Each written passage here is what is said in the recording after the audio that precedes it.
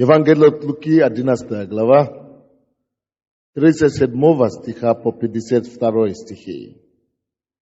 Евангелие от Луки, 11, 37 стиха по 52 стихи. Аллилуйя. Когда он говорил это, один фарисей просил его к себе обедать. Он пришел и возлег. Фарисей же удивился, увидев, что он не умыл рук перед обедом.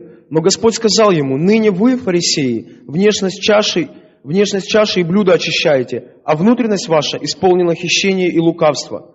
Неразумные, не тот же ли, кто сотворил внешнее, сотворил и внутреннее? Подавайте лучше милостыню из того, что у вас есть, тогда все будет у вас чисто. Но горе вам, фарисеям, что даете десятину смяты, руты и всяких овощей, и не радеете о суде и любви Божьей. Это надлежало делать, и того не оставлять. Горе вам, фарисеям, что любите председания в синагогах и приветствия в народных собраниях. Горе вам, книжники и фарисеи, лицемеры, что вы, как гробы скрытые, над которыми люди ходят и не знают того». На это некто из законников сказал ему: «Учитель, говоря это, ты и нас обижаешь». Но он сказал: «И вам, законникам, горе, что налагаете на людей бремена неудобоносимые, а сами и одним перстом своим не дотрагиваетесь до них. Горе вам, что строите гробницы пророкам, которых избили отцы ваши. Этим вы свидетельствуете о делах отцов ваших и соглашаетесь с ними. Ибо они избили пророков, а вы строите им гробницы. Потому и премудрость Божья сказала: пошлю к ним пророков и апостолов, и из них одних убьют, а других изгонят. Да взыщется от рода этого кровь всех пророков, пролитая от создания мира. От крови Авеля до крови Захарии, убитого между жертвенником и храмом. Да говорю вам, взыщется от рода этого. Горе вам, законникам, что вы не взяли ключ разумения, сами не вошли и входящим воспрепятствовали». Когда он говорил им это, книжники и фарисеи начали сильно приступать к нему, вынуждая у него ответы на многое, подыскиваясь под него и стараясь уловить что-нибудь из уст его, чтобы обвинить его. Аминь.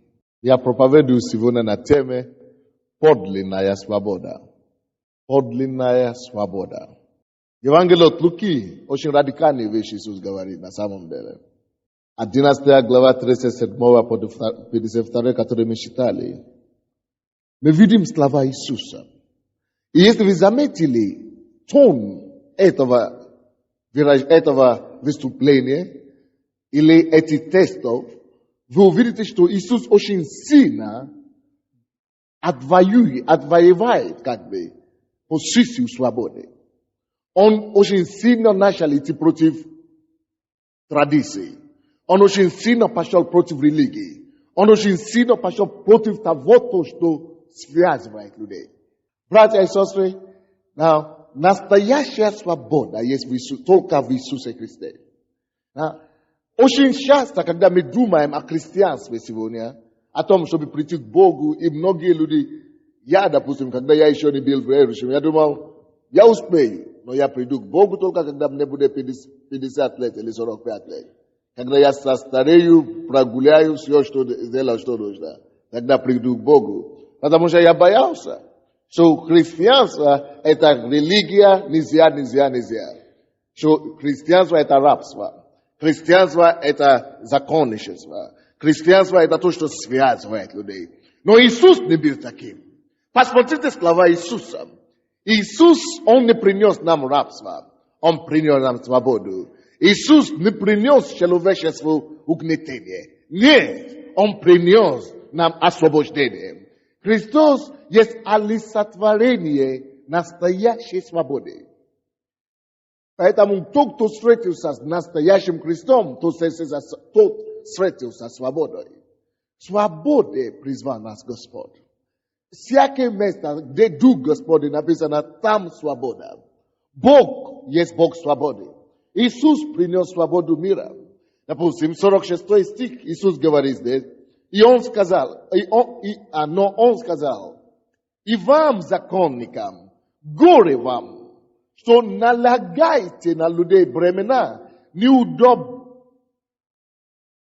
неудобоносимые, а сами и одним перстом своим не дотрагивайтесь до них. Горе вам, что вы загружаете людей». Это то, что Иисус говорит.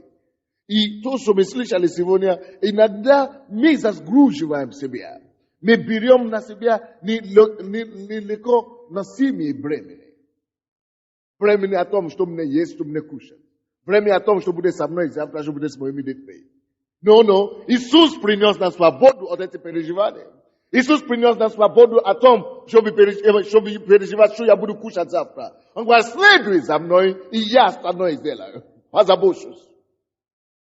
Он говорит, горе вам, законникам. Кто такие законники? Это люди, которые в основном представляют людям требования. Одни требования. Ты должен так, ты должен такой, ты должен. Я не должен ничего, кроме взаимной любви. Конечно, я должен сказать, что Библия говорит, что свободу, которую Он нас привел, чтобы мы не использовали эту свободу для распутства. Так что пускай кто-то не скажет, что я понял, значит я не должен ничего. Не должен использовать свою свободу для распутства. Это не для того. Почему мы не курим? Потому что Бог освободил меня от курения. Я свободен. Почему я не пью? Потому что я свободен. Не потому что Бог мне дал бремя. Нет. Иисус есть настоящая свобода. Иисус есть тот, который принес нам свободу. Почему брат проповедовал, что не заботьтесь, не ищите деньги и так далее? Потому что это не свобода. Пока ты ищешь деньги, пока ты ставишь это свои цели в жизни, ты не свободен. Но Бог хочет, чтобы мы были истинны, свободны. Не просто свободны от болезни физически, но умственны тоже свободны. Душе. Знаете, рабство, душевное рабство, это одно из самых худших рабства, которое есть. Человек может не быть в рабстве телесно, но если ты в рабстве в душе, что значит душевное рабство?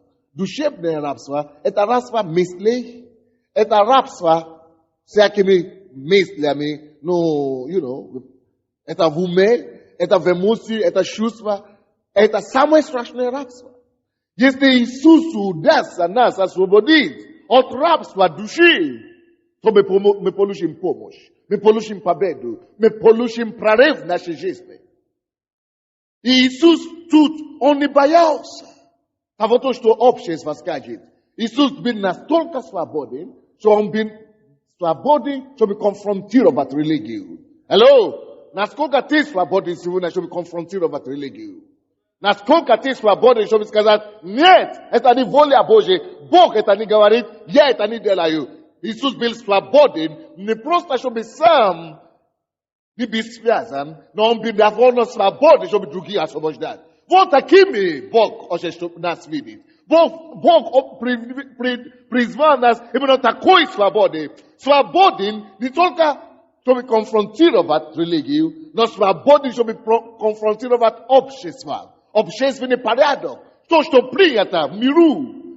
Я свободен, чтобы пойти на день рождения и не выпить. Я свободен от этого. Я довольно свободен, чтобы сказать, нет, я не пью. Я достаточно свободен, чтобы сказать, я христианин на Крещатике. Я достаточно свободен, чтобы проповедовать на площади незалежности. Я свободен, чтобы конфронтировать общественное мнение. Насколько ты свободен? Иисус был свободен, чтобы конфронтировать общественное мнение. Посмотрите, что случилось. Это место Писания 37 стиха. Его пригласили, фарисеи, себе домой.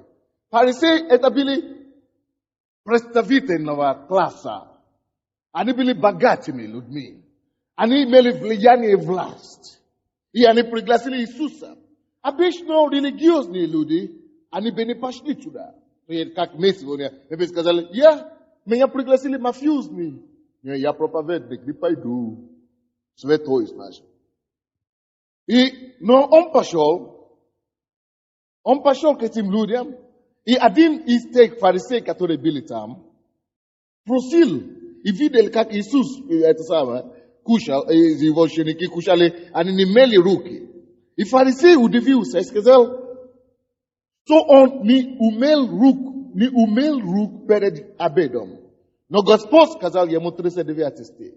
Ныне вы, фарисеи, внешность чаши и блюда ощущаете, а внутренность ваша исполнена хищения и лукавства. Представьте себе, что ты меня пригласил к себе домой, ты богатый человек, ты не просто какая-то простая Татьяна. Ты имеешь положение и деньги. Ты имеешь влияние в обществе.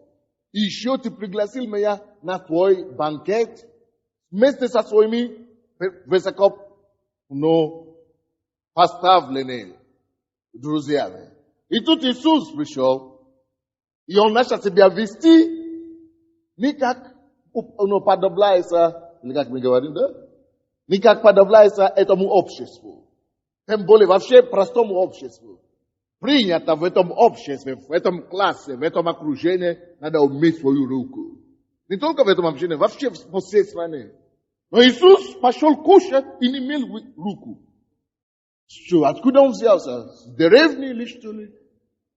Села какого-то появился? Вы знаете, о чем я говорю? Иисус был подлинным свободным. Он был истинно свободным. Он был истинно свободным, чтобы пойти против традиций и обычаи фарисеев. Хотя он и у них в гостях. Даже у фарисеев в гостях он не подчинялся их требованию. Ты такой свободный? То когда ты у фарисеев в гости, ты предоставляешь им твое требование, ты не подчиняешься их требованию. Ты командуешь. Ты делаешь волю Божью, несмотря на, подавляющее большинство, которое окружает тебя. Иисус пошел в его дом. Обычно в доме хозяин, глава семьи, есть хозяин, он распоряжается. Хозяин распоряжается, это самое. Но Иисус не позволял, чтобы собой был распоряжаемый. Они конфронтировали его, сказали, чего ты кушаешь и не умываешь руку. Он говорит, слушайте, вы-то умывайте руки, да. Но зато внутри вы гниете все. По-прямому. Вы хищили. Иисус хотел учить им что-то. На то, что вы обращаете внимание, на то, на что вы уделяете ударение, это не главное. Вы поняли все развратно. Вы делаете ударение не на то, чем это нужно. Вы знаете, многие из нас, может быть, если наши друзья или какие-то, тем более, когда они высокопоставлены. Мы думаем с вами, нет, не даже не думается, не слушайся им. Это мне только повезло, что они меня вообще пригласили к себе в гости. Не надо их обижать, значит. Я бы сюда вообще не попал. Это же не мое общество. Я вообще не достоин. Кто тебе сказал? У тебя высшее общество. Ты из Иисусина общество. Мы должны знать, кто мы есть. Алло, вы слушаете меня? Мы из высшего общества. Мы из общества Иисуса, Господа. Мы из небесные. Мы не ниже никого, чтобы вы знали. Потому что, когда люди, христиане, идут на компромисс, потому что вот, значит, начальник пригласил, или вот, значит, фарисей, министр, или кто-нибудь, депутат пригласил, значит, я должен подстраиваться. Знай, кто ты есть такой. Мы вверху, мы не внизу. Иисус показывает нам пример. Он вверху, он не внизу. Он не уничижал себя. Он знает свое достоинство. Он подлинно свободный. Он не пытался быть как их. Может быть, этим самым он убедит их, что он не хуже. Нет, он сам знал в себе, что он не хуже. Он сам знал в себе, что он лучше. Он сам знал в себе, что он превосходит. Так и есть, они это не поняли. И представляете себе, прямо у них дома. Он 39 стих. Посмотрите, что он говорит. Прямо у этого фарисея дома. Он говорит, он такой говорит ему, Боже мой, я говорю, вот это Иисус. На него мы должны равняться, братья. На него мы должны равняться.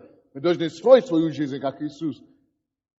Он говорит, но Господь сказал ему, не, вы фарисей, хотя ты мой хозяин, хотя ты меня пригласил к себе дома. Но слушай, вы фарисеи, внешность чаще И блуда ощущаете. А внутренность ваша внутренность. Ваша внутренность. Ваша внутренность. Иисус осмеливается говорить правду везде. Он был настолько свободен, что авторитет не убирает, не собирает от него правды. Власть не собирает от него правды. Он был настолько свободен, что он свободен говорит везде правду. Если мы его последователи, мы должны быть такими. Аминь. Он говорит фарисеям это. Значит, внутренность ваша исполнена ищение и лукавство. Неразумные, даже сказали. Он говорит как хозяин, как господин, вы знаете. Он говорит как начальник мира.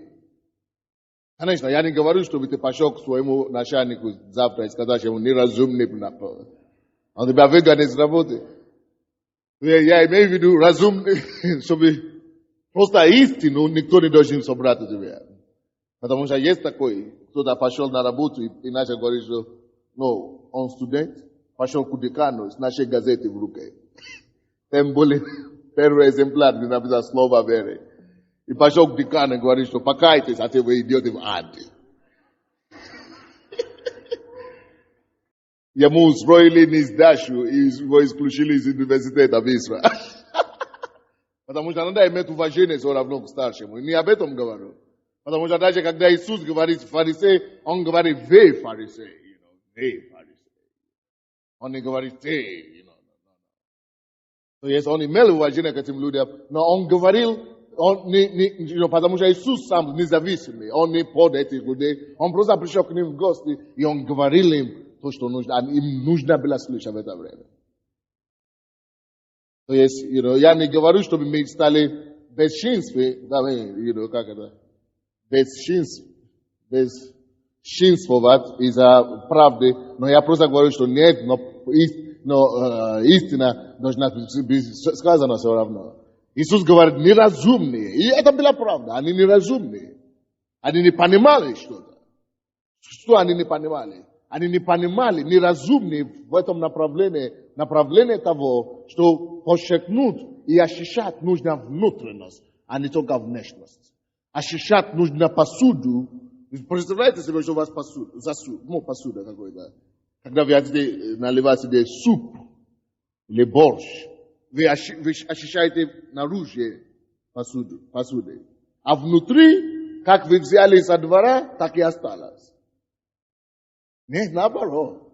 Если что-то нужно очистить, надо внутри, посуду сначала очистить, а потом налить борщ на нее. Вот, поэтому Иисус говорит, что неразумный. В этом плане вы ошибаетесь. То, что я не омыл руки, это еще ничего не значит.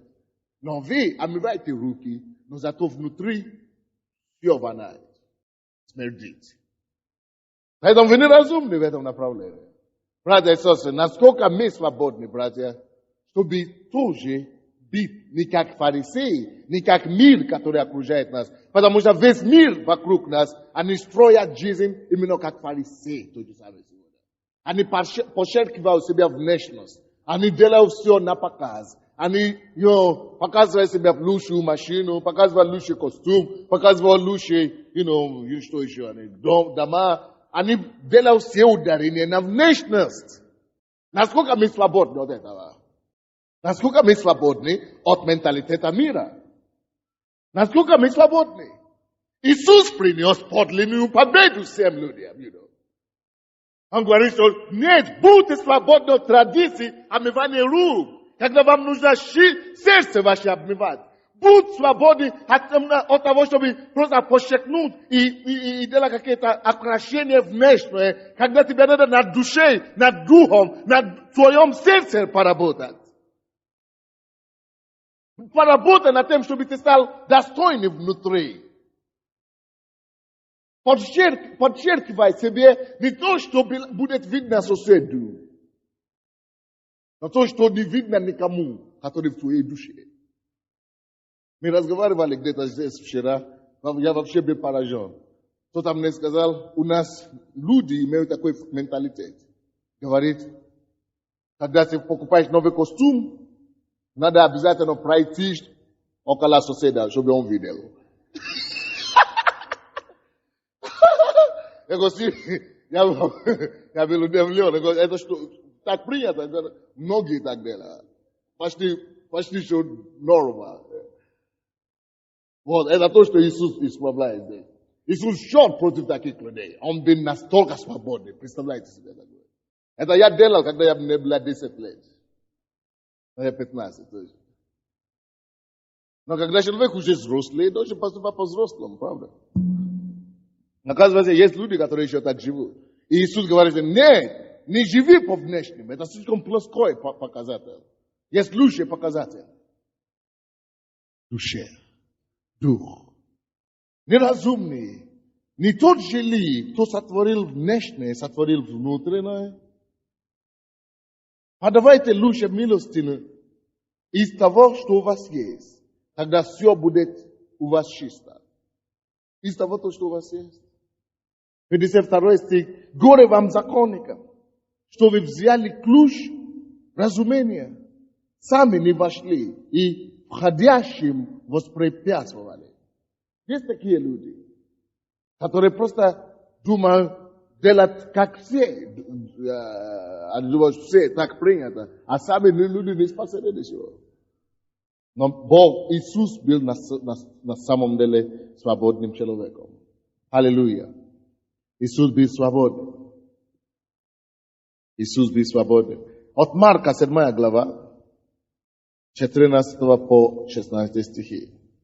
От Марка 7, 14 по 16 стихи.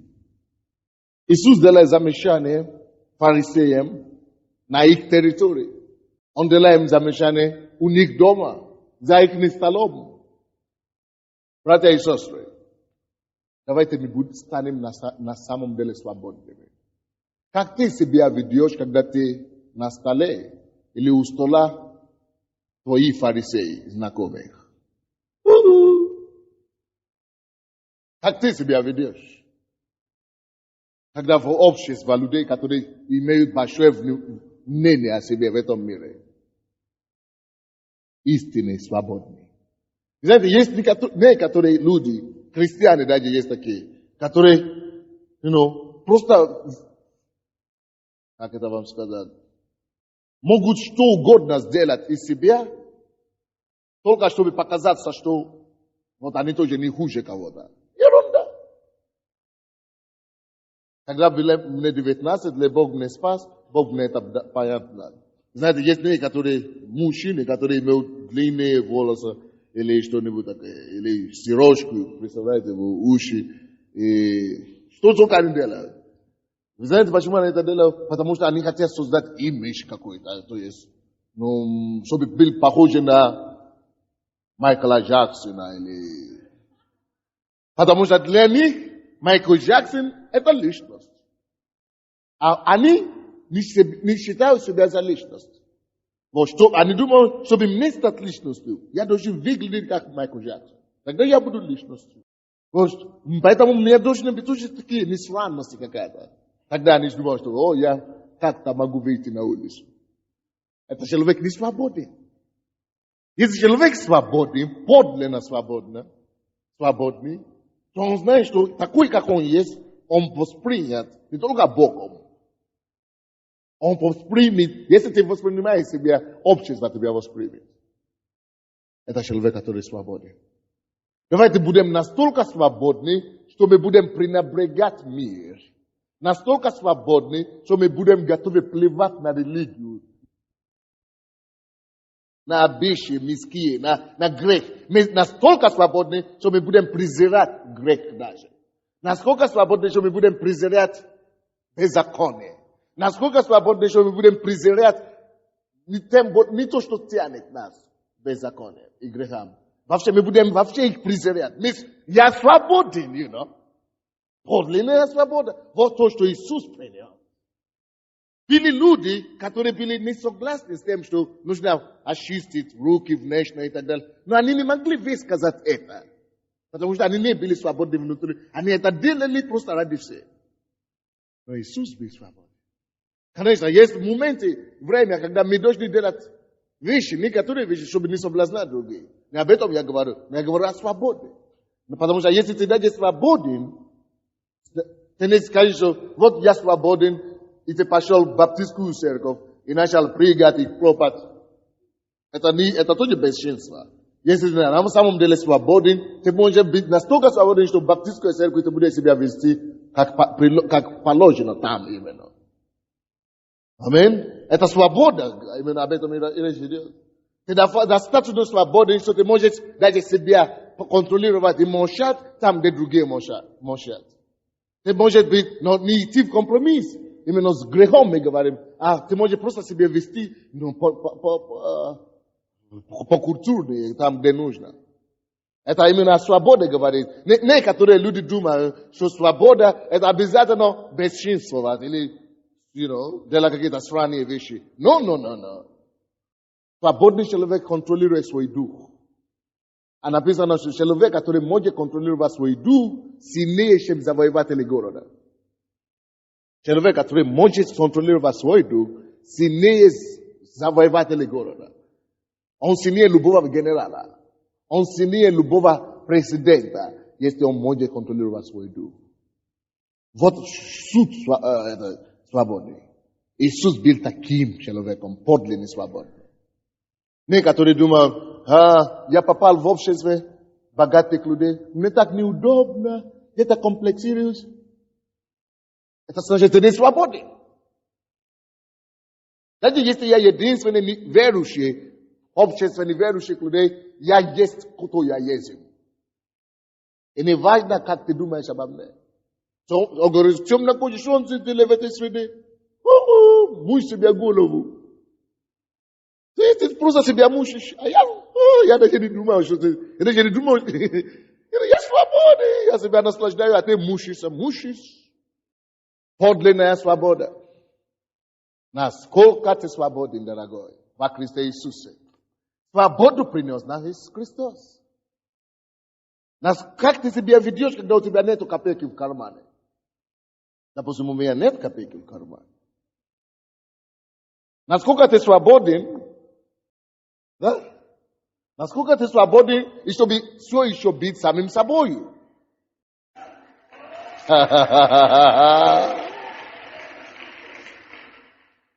Тот факт, что у тебя нечего дать на пожертвование, это еще не значит, что из-за этого ты не должен прийти в церковь.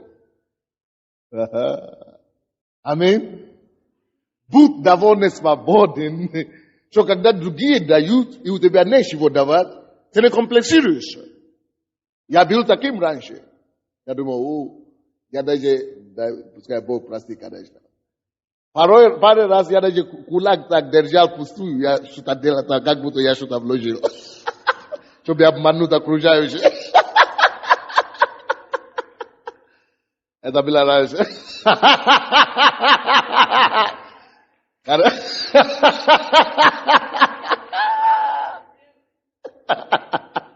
Не верю, это было комплекс.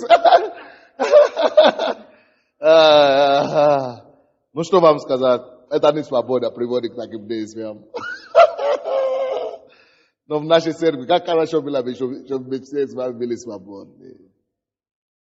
Чтобы мы просто знали, что наш отчет это перед Богом прежде всего. Не перед людьми. И даже не перед тому соседу, который увидит, что ты ничего не положил. Видите, когда я это делал, пустыми руками я так делал. Я даже в это время вроде бы не поймешь. Кого-то очень говорит Богу, очень говорит или человеку. Я обманул, получается, Бога, пытаясь как-то найти место свое какое-то. Вообще, это бессовестно, правда. Но я делал, ну что поделаешь. Потом каялся. Теперь я знал, что это такое. Это не свобода. Хорошо. Это не свобода. Но Иисус принес нам свободу именно ради того, чтобы такие, как мы, без ничего, без пожертвования, могли себя чувствовать хорошо и уютно. Поэтому Он нам принес свободу, От Марка 7, 14, 16. И призвав весь народ, говорил им: слушайте меня все и разумейте. Ничто входящее в человека извне не может осквернить его. Но что исходит из человека, то оскверняет человека. Если кто имеет уши слышать, да слышит. Иисус меняет менталитет людей.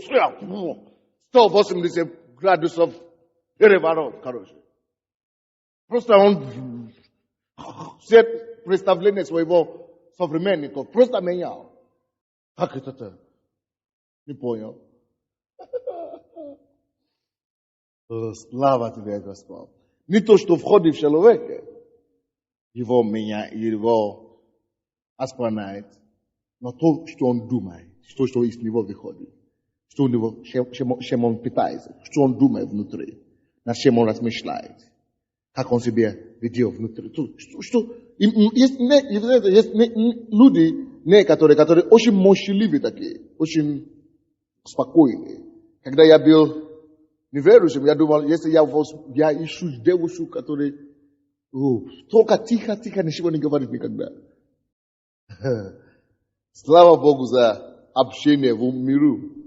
И оказывается, что очень часто эти люди, которые ничего не говорят, такие молчаливые, часто бывает больше обижаются, чем люди, которые спевшие и шумные. Кто-нибудь обнаружил это? То есть не то, что человек приносит внутри, меняет. Вы не будете обмануты внешними вещами. Иисус не хочет, чтобы мы были обмануты внешними вещами.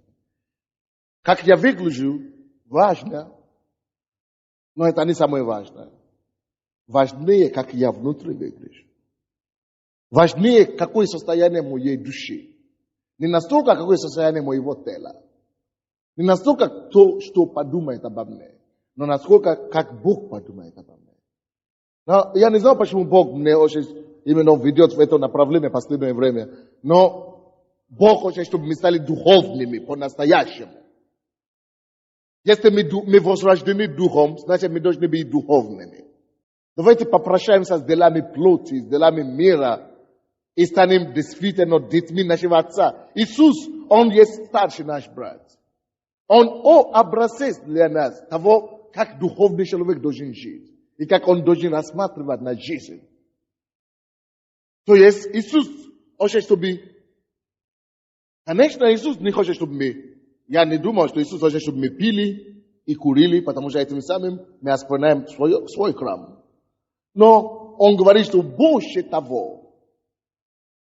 Потому что есть некоторые из нас, которые презирают курящих, презирают, наркоманов и алкоголиков, а мы сами еще хуже них. Некоторые курящие попадут на небо, а не курящие не попадут туда. Знаете почему? Потому что не то, что больше человека оскверняет, не то, что он принимает внутри. Не то, что он курит или не курит, а то, что выходит из его души, вот там внутри. И то, что выходит из его духа. Поэтому очень важно, чтобы мы поняли эти вещи. Конечно, кто-то мне сейчас скажет: пастор, дай нам лицензию на курение и на... No. Мы есть храм живого Бога. Это важно. Мы не пьем, мы не курим, потому что мы есть храм. Бог живет в этом теле. Я не хочу осквернять и уничтожить это тело. Но важнее уничтожение этого тела, я не хочу уничтожить эту душу, этого духа внутри. Вот, что важнее тела. Что важнее тела? Что важнее тела? Дух наш. Важнее наше тело. Душа наша важнее наше тело, конечно. Вот, что важнее? Дух. Я не хочу уничтожить тело, конечно. Поэтому я не курю, я не пью. Но некоторые из нас просто перепутали эту важность. То есть мы уже думаем, вот, только не кури, не пи, и ты уже христианин готов. Нет. То, что важнее это то, что внутри тебя выходит. Из твоего сердца, из И твоего сердца, то, что выходит, намного бывает важнее, чем то, что ты принимаешь. Вы понимаете меня? Этим самым Иисус говорит нам, заботь о твоем внутреннем человеке. Заботь о твоем духе. Заботься о твоей духовной личности. Личность, сандея, внешне, это хорошо, чтобы я был здоровым, чтобы я был крепким, я не пью, я не курю, поэтому я не болею раком и так далее. Это хорошо, но Бог намного более заинтересован, чтобы я был еще духовный человек сандея. Не это тело, а мой духовный человек был намного сильнее даже, крепче, чем это внешнее. Конечно, если внешне не будет, и духовное тоже не будет. Но намного важнее духовная личность человека, чем его внешне. Вот почему он говорит, не то, что входит в человека, оскверняет его, а то, что выходит. Поэтому он говорит, если кто имеет уши, слышит, да слышит. Мы имеем уши, правильно? Насколько ты свободен, чтобы это делать? Однажды я сказал на лидерском, я жду такое время. Бог, наверное, даст такую возможность все равно. Однажды я буду, время придет, я буду ходить на стадион. Динамо. Но я не пойду туда, пока мне не дают гарантию, что они мне дают от 2 минуты на стадион во время перерыва, когда они там говорят, чтобы что-то сказать. Если мне дадут, я куплю билет, я пойду смотреть футбол. А во время перерыва я скажу, вы знаете, победа Динамо это хорошо. Но победа Иисуса еще лучше. А кто-то сказал, пастор, вас неправильно пойму, если вы пойдете в это футбольное поле или на матч бокса. Я говорю, я был там всю жизнь раньше. Бог меня оттуда нашел и спас. Тем более теперь я уже спасен, я поведу с собой Бога туда. Потому что некоторые из нас, мы уже думаем, что слишком мы становимся религиозными. Но есть подлинная свобода. Если Иисус тебя нашел, когда ты грешил, будь здоров. То ты думаешь, что сейчас, если ты пойдешь евангелизировать грешника или кто-то пойдет, то вообще Бог уже тебя забудет. Ты был более грешный, Он тебя нашел, Он тебя не забил. Более тебе, когда кровь Христа на тебе. Ты праведный. Конечно же, мы не хотим, чтобы мир соблазнял нас, Конечно же, мы не хотим, прикрывать и использовать нашу свободу для распутства. Не об этом речь, Речь идет о том, чтобы я свободен, чтобы исполнить волю Божию. Я свободен, чтобы делать то, что Бог хочет. Я свободен, чтобы послушаться Богу. Вот о такой свободе речь идет. Я свободен, чтобы не быть зависимым от общественного мнения. Я свободен, чтобы жить по Библии. Я свободен, чтобы пренебрегать грех и беззаконие. Вот о чем речь. Аминь. И поэтому Иисус говорит, кто имеет уши, да слышит. Иисус был подлинно свободным. И мы должны быть тоже свободными в нем. Аминь. Евангелие от Луки, 11, давайте вернемся туда, 39 стих. 11:39. Но Господь сказал ему, ныне вы, фарисеи, внешность чаши и блюда очищаете, а внутренность ваша исполнена щелия и лукавства. Богу больше беспокоит внутреннее лукавство и щелие, чем внешняя красота. И, конечно, вы знаете это. Я разговаривал с одним братом вчера буквально. Я говорю, как это ты мог жениться и развестись через 2 месяца? Как это понятно? Он говорит, потому что мы были в миру. Красивая женщина, девушка. Мы учились в одном школе, институте. Все видишь, что хорошо, человек всегда в порядке. Но хватило только 2 месяца пожить, чтобы видеть, что человек, который ты видишь внутри, внешне, это вовсе не тот, который внутри живет. Вы знаете, как этот мир. Поэтому молодежь, я не могу понять. И я не хочу, чтобы вы когда-нибудь пали в такое заблуждение. Мы знаем из духовной вещи. Мы знаем истину. Никакой неверующий парень, даже если он ездит на 619 лет, Мерседеса, или какая низкая девушка, даже если у нее нога такая, как мой рост, длинная и высокая, никакой мирской парень, никакая мирская девушка недостойна тебе. Недостоин тебе. Просто недостоин. Вы знаете, когда я принял Иисуса, я понял эти вещи. Я перестал искушаться женщинами. Особенно неверующими. Вообще нет проблем. Я не смотрю, потому что я знаю, что там хищение и лукавство внутри. Не только хищение и лукавство, смердость какой-то, или как это? Смердит что-то там внутри. Внутри все гниет, не дай Бог. Гниет все внутри.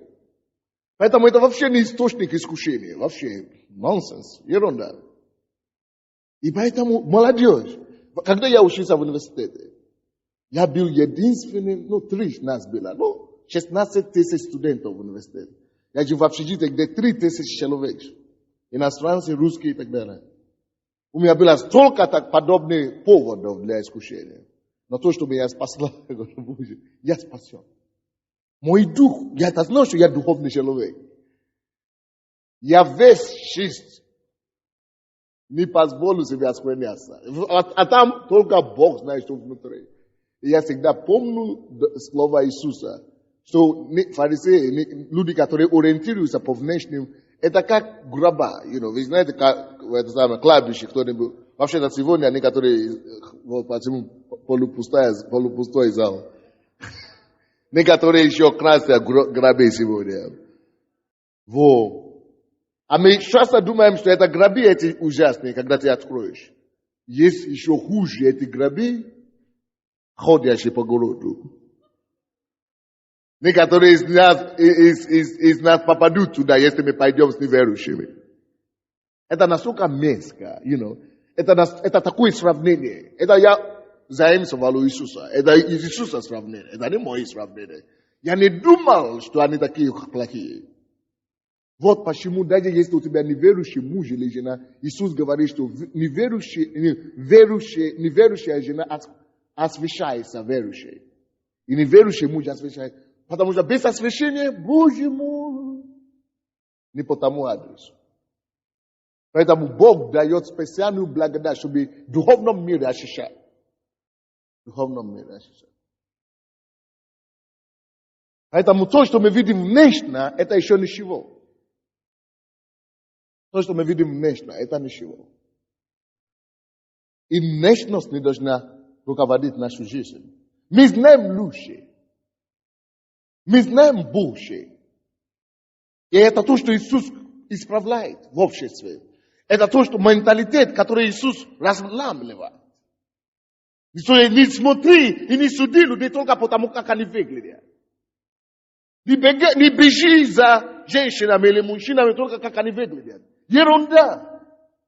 Подчеркни для себя, ищи для себя духовные качества. Как одна сестра мне рассказала, она упала в блуд. Женщина была верующая.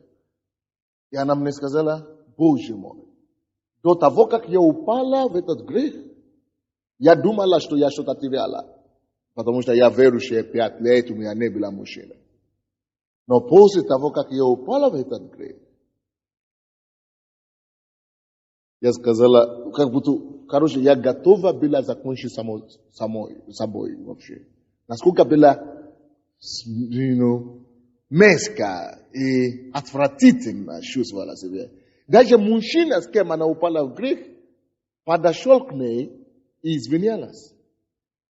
И говорит, ты знаешь, я не знаю, что это такое. У меня есть куча женщин. А почему когда я с тобой был, как будто я взял что-то чистое, что-то Такое чисто и я оспорнял. Даже не верующим, он не понял ничего, но он так сказал ей, что прошу прощения, извините. Представляете? Тем более мы должны это понять. Так что Иисус говорит нам, что забудь о внешности. Перестань думать о внешности, не вещах. Не вы, фарисеи. Внешность чаще и блюдо ощущаете, а внутренность ваша исполнена хищения и лукавства. Пускай Бог избавит нас от обмана лукавств и хищений. Насколько мы свободны от общественного мнения. Иисус был свободный от общественного мнения. И он не стеснялся этим, он не комплексовался. Мы знаем, кто мы есть. Но я внешне, я не так супер выгляжу, как некоторые. Но я-то знаю, что внутри попытайся сравнить меня с кем-то. То же самое с тобой. Поэтому не перестань жаловаться, что я такая полная, и такая худая или что-нибудь. Ну, забудь об этом. Важно, как ты в этом. Потому что есть некоторые, которые не спят по ночам, потому что они набирают вес. Я говорю, я полный, поэтому я не знаю, что будет. Конечно, если у тебя есть возможность похудеть, нужно похудеть. Но все равно не думай, что ты уже никакая не нужна, никому не нужна. Но. Лучше. Подлинная свобода. Подлинная свобода дает мне понять, кто я есть во Христе Иисусе. Подлинная свобода дает мне себя вести в отношении того, как Бог меня видит. Свобода мне говорит, что я такой, как я есть в глазах Божьих, не в глазах соседа, не в глазах парней, не в глазах девушек. Подлинная свобода говорит мне, чтобы я мог себя видеть, так как Бог меня видит. Матфея 23. Послушаем еще пару слов Иисуса. Вообще это круто. Это как это лучше? По литературе, кто умеет. Матфея 23, 25 стиха по 28. Эти фарисеи полностью попались. Я вспомнил сейчас объявление. Мы хотим делать рекламы в автобусах и трамваях. Если согласятся, чтобы хотим везде быть, где Бог позволит нам быть. От Матфея 23, 25 стиха по 28. 25 по 28 стихи. Горе вам, книжники и фарисеи, лицемеры, Боже мой, что ощущаете внешность чаши блюда, между тем, как внутри она полна ищения и неправды. Фарисей слепой, очисти прежде внутренность чаши и блюда, чтобы чиста была и внешность их. Отметьте себе, что Иисус теперь говорит. То я специально беру эти все разные Евангелия, чтобы вы видели полную картину. Иисус здесь говорит, допустим, очистите чашу и посуду, внутренность их. Но 26 стих, последняя сейчас говорит, и чтобы была чиста внутрь и внешность их. То есть Бог заботится и о той, и другой. Но его главное ударение на что? На внутрь. На внутрь.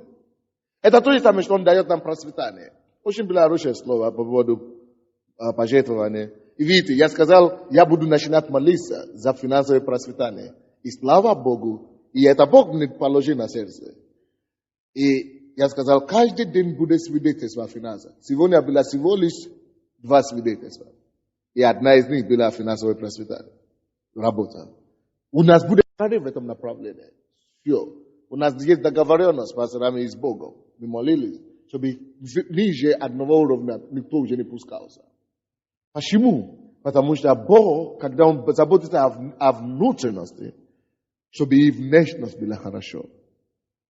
Так что я не говорю, чтобы распустить прическу и ходить по городу, как из Павлова вышел. Не надо так. Не надо это делать. Просто я говорю о том, что прежде всего нужно заботиться о внутренности. А потом внешне прилагается. Именно поэтому Бог, когда мы можем поставить прежде всего Царство Небесное, наше внимание, чтобы это было сосредоточено на Иисусе. Когда наше желание, вся наша внутренность только стремится к Богу, тогда Он прибавляет нам, чтобы наше материальное и финансовое состояние. А очень часто мы думаем, что благосостояние или процветание, это обязательно ездить на машине какой-то крутой или что-то. Не. Процветание в библейском понятии обозначает иметь что кушать, где жить и во что одеть. Все. Вот процветание в библейском понятии. Так что не думай, что у тебя будет Кадиллак завтра, если ты не будешь работать. Даже если у тебя будет 10 домов, как он обещал, что 100 домов. Зачем тебе жить в 100 домах? Живи в одной, а подари другим в остальные. Все. Вот что такое истинное процветание. Аминь. Мы читаем дальше это. Матфея 23-25 стиха по 28. 26. Фарисей слепой, очисти прежде внутренность чаши и блюда, чтобы чиста была и внешность их. Горе вам, книжники и фарисеи, лицемерие, что уподобляетесь окруженным, окрашенным гробам, которые снаружи кажутся красивыми. Снаружи кажутся красивыми, окрашенные гроба. Снаружи кажутся красивыми, а внутри полны костей мертвых и всякой нечистоты. Так и вы по наружности кажетесь людям праведными. Праведными. Кажется. А внутри исполнены лицемерия и беззаконие. Отметьте себе это 28 стих. Братья и сестры, все смотрите на меня. Все. Перед Богом. Как мы кажемся людьми в церкви? Иисус говорит, вы кажетесь людям праведными. А внутри, как там? Исполнены лицемерия и неправды, да? И беззаконие, и нечистоты, и беззаконие. Братья и сестры, есть ли лицемерие в нас? Когда я в церкви я такой, а с женой я поднимаю кулак, допустим, или голос. Есть ли это в нас? Это значит, что это то, против чего Иисус борется. Значит, мы не свободны. Давайте мы будем настолько свободны, что мы будем кажется людьми, такими, как мы есть в церкви, такими же везде. Вот истинная свобода, которую принес Иисус. Насколько ты свободен? Насколько ты свободен?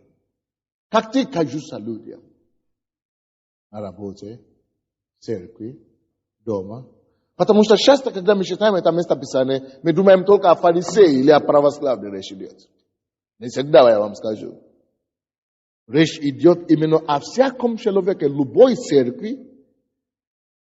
Он слепой, и он фарисей, и горе ему, если он снаружи кажется людям праведным, а внутри он исполнен лицемерия и беззакония. То он слепой, на самом деле он не понял ничего, он не свободен. Эта несвобода составляет людей, кажется, одними какой-то ситуации. А уже совсем другой ситуации. Это не свобода. Будь свободен. Релакс. Успокойся. Алло, выдохни. И пускай Божья свобода приходит. Не надо стараться. Не надо говорить, ой, теперь значит нельзя такой, ой, теперь нельзя смотреть телевизор, ой, теперь нельзя читать газеты, ой. Релакс, слушай. Успокойся. Пускай просто Иисус, который уже в твоем сердце, ты уже принял Его, Он принес тебе свободу. Просто освободи себя от этих лицемерий, холодные, горящие. Просто будь самим собой. Пускай твоя внешность будет соответствовать гармоничность внутренности. Просто будь собой. Просто успокойся. Иисус уже принес тебе свободу. Дух Господень живет в тебе. А там, где Дух Господень, там свобода. Просто позволяй эту свободу охватить твой разум, твою душу, твои мысли, твои сердца. Иисус не принес закон. Моисей дал людям, 10 заповедей. Но Иисус не принес никакие заповеди, ничего. Только одна. Люби Бога и люби людей. И все. Остальное, откуда тогда мне придет свобода? Вот на тебе свобода. Ты свободен. Все, ты куришь? На тебе свобода. Иди и не греши больше. Мы свободны. Иисус живет в нас, это уже сама собой свобода. Дух Божий в нас, это уже само, потому что там, где Дух Господень, там свобода. Нам не надо устроиться, стараться, подойти здесь, выглядеть так здесь, кажется там. No. Это не свобода приводит к этому всему. А когда человек свободен, он просто ходит во Христе и все. И ему плевать на то, что на общественное мнение. Ему плевать на религию, ему плевать на традицию, ему плевать на какие-то обычаи. Он есть сам собой во Христе Иисусе. Подлинная свобода. Вы со мной? Подлинная свобода. Вот то, что Иисус принес нам. Поэтому мы не стараемся ориентировать свою жизнь по мирским стандартам. Этот мир вообще не стоит того, я вам скажу. Этот мир вообще не стоит того, чтобы сравняться с ними. Это ерунда.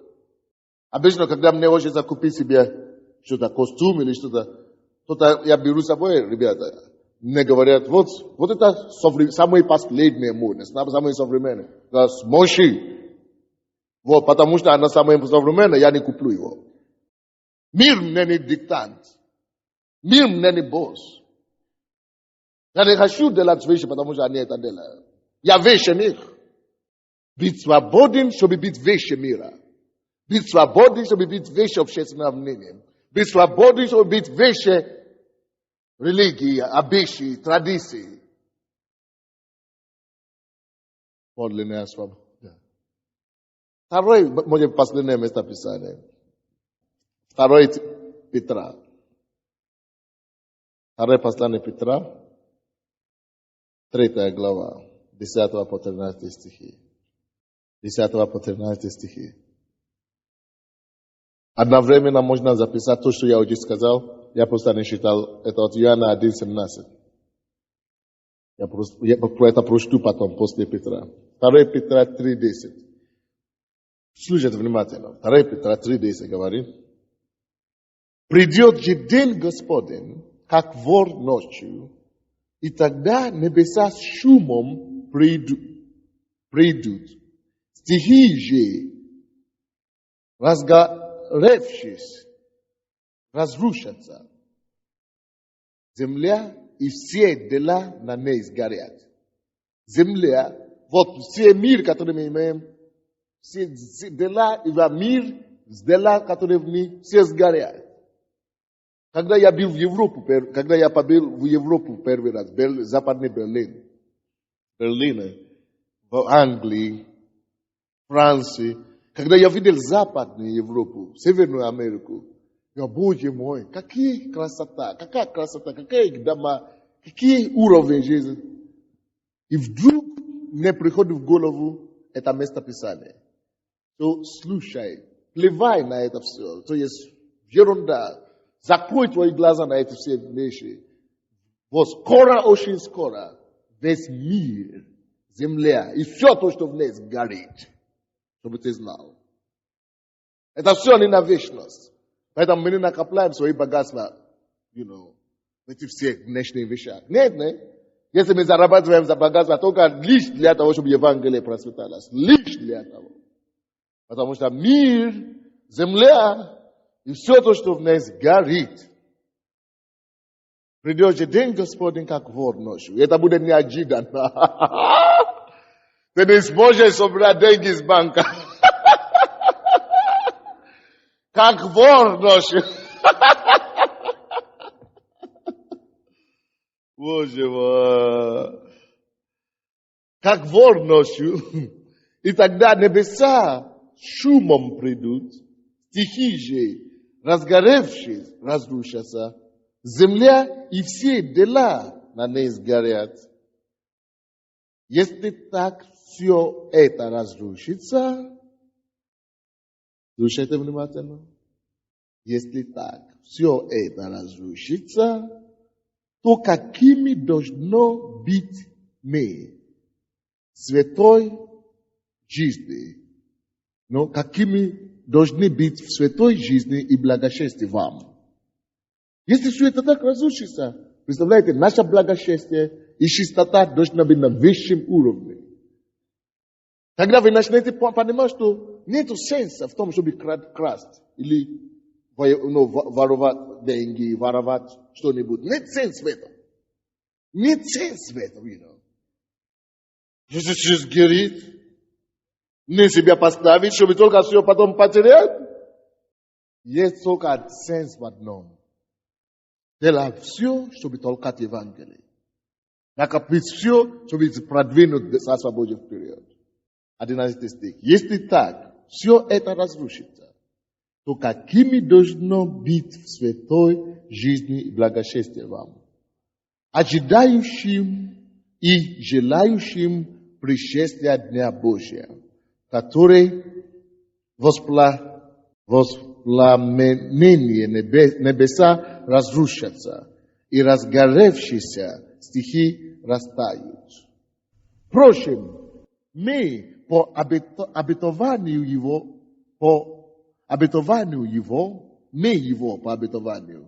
ожидаем нового неба и новой земли, на которых обитает правда. Вот наш финал, братья и сестры. Мы ожидаем новое небо и новая земля, на которой обитает правда. Слушай, мы должны быть свободны достаточно, чтобы говорить друг другу эту правду. Иисус, Он был настолько свободный, что Он сказал любому человеку правду и истину. Мы должны быть настолько свободны, чтобы сказать то, что Библия говорит. Мир, это не стоит равняться на мир. Не стоит равняться на этот мир. Они ориентируются на внешность. Они ориентируются на временное. Они ложат свои надежды и всю свою веру на то, что скоро сгорит и разрушится. Мы должны иметь лучшее упование, лучшую надежду на духовное, на непроходимое, на богатство, которое на небе. Вы накопляйте себе на богатство там на небеса, где ни вора не будет, ни жжа не будет, где ничего не похитит. Поэтому, если стоит нам работать или трудиться ради чего-то, это ради того, чтобы мы жили, чтобы не умерли для себя, и сверх того, чтобы спасать других людей, чтобы кому-то принести удовольствие, чтобы кому-то привести улыбку, чтобы кому-то привести свет покаяния, свет Евангелия. Мы свободны даже от материальных бремени, бремени греха, бремени богатств. Мы свободны, подлинные свободны. Подлинная свобода – это человек свободен от страха перед будущим, от страха перед того, что я буду кушать, какую одежду мне одеть или что-то. Мы свободны от того, что мои дети, где они будут жить, найдут ли они что-то себе в жизни, найдут себя в жизни, если они будут во Христе Иисусе. Мы свободны, подлинная свобода. Вот о чем речь. Иисус принес нам именно свободу. Он не принес закон, и христианство мы свободны. Не просто от того, что я не люблю не краситься, или чтобы не одеть какие-то одежды. Нет, мы свободны и в этом направлении. Потому что написано Колоссянам, что пускай никто не контролирует вас, что кушать, что одеть, или что-то. No. Пускай никто вас не контролирует. Мы свободны тоже в этом направлении. Но мы должны быть свободны не только по внешним вещам. Мы должны быть свободны по внутренним состоянию нашей души. Внутренний, мы должны быть свободны больше всего. От Иоанна, не надо открыть, от Иоанна 1:17. И написано, ибо закон дан через Моисея, но благодать и истина произошли через Иисуса. Единственное, что Иисус принес, это свободу. Благодать, это истина. Поэтому, если ты испугался, а как мне так жить? Я боюсь. Слушай, это благодать. Свобода – это благодать. Свобода – это истина. Свобода освобождает. Потому что вы постоянно истину, истина освободит вас. Свобода освобождает, свобода дает благодать. Ты свободен, тебе не надо напрягаться. А как мне то делать? Релакс, успокойся. Свободу принес Иисус. Скажи Богу, Господь, я хочу быть свободен от суеты. Я хочу быть свободен от переживаний. Я хочу быть свободен от мирских взглядов. Я хочу быть свободен от обычаев, от традиций, от денег, от вещей, от беспокойства, от традиций, от религии. Я хочу быть свободен, Господь. Ты принес нам свободу. Я хочу одеть в этой твоей свободе. От общественного мнения, от всего, то, что связывает меня на сегодняшний день. Господь, я принимаю твою свободу. Подлинную свободу, Господь. Подлинную свободу. Я принимаю абсолютную свободу. Аллилуйя.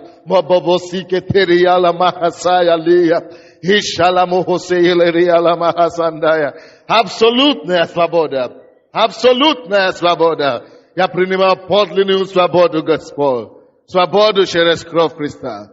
Мы свободны через кровь Его. Мы свободны через кровь Христа. Аллилуйя. И просто подними свои руки, закрой свои глаза и молись Богу. Я принимаю свободу от греха. Я принимаю свободу от внешних вещей. Я принимаю свободу, Господь, от беззакония. Я принимаю, Господи, свободу от обещаний каких-то, от традиций каких-то, от угнетающих каких-то, грехов, от угнетающих какие-то привычки. Я принимаю свободу от осуждения, от общественного мнения, от критикантов. Я принимаю свободу, Господь, именем Иисуса. Подлинная свобода. Подлинная свобода. От страха перед будущим. От страха перед деньгами. От страха перед тем, что будет со мной. Мир сгорит. Мир сгорит. Мир скоро сгорит.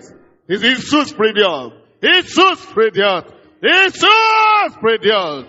Будь свободен, дорогой. Подлинная свобода. Подлинная свобода. Подлинная свобода. О, Господь, мы провозглашаем над этим залом сегодня, останемся. Мы провозглашаем подлинную свободу. Моли в духе, благодари Бога за подлинную свободу. Подлинная свобода от всякого, что связывает, от всякого, что скакивает. Именем Иисуса. Подлинная свобода. От взглядов человеческих, от мнения мирских, подлинная свобода во имя Иисуса. Я провозглашаю в этом зале, я провозглашаю над этим залом. О, бабасика бабалия лабория, ила бабосика бобоселендея, баболебеле халабория бабобория, ила басея, ила бабаболия лабаболия, babosa balia la baseya ila bababosenderia la bosonto ibabale helebeseya ila bahaya la bosendaya me provas da shaya podle na ya swabado podle no yo swabado podle no swabado kadore prinos na Christos kadore prinos na Christos swabado yo stracha pered budushem swabado pered zat napjev name me polushaim gospel swabado yo skovanasti me prinimam gospel swabado perejivaniem me polushaim gospel swabado greha me prinimam gospel slava тебе Иисус Bobo siketeria landaria la mosontoya ila mahoria bosenteya ila bahoria mahaya ila mahama Свобода от страха. Я провозглашаю свободу. Каждому человеку от страха. От страха. Что будет с детьми? Что будет с семьей? Что будет завтра? Я провозглашаю свободу. Я провозглашаю свободу. Я провозглашаю свободу. Свобода. Свобода. Свобода. Свобода. Свобода. Свобода. Аллилуйя. Вы давайте воскликнем Господу. Господь, я принимаю Твою свободу. От всякого, что сдержит меня. Я принимаю абсолютную свободу. Я принимаю подлинную свободу. О, я прорываюсь. Я прорываюсь во имя Иисуса. Свободу Иисуса. Аминь. Вы давайте Господу аплодисменты.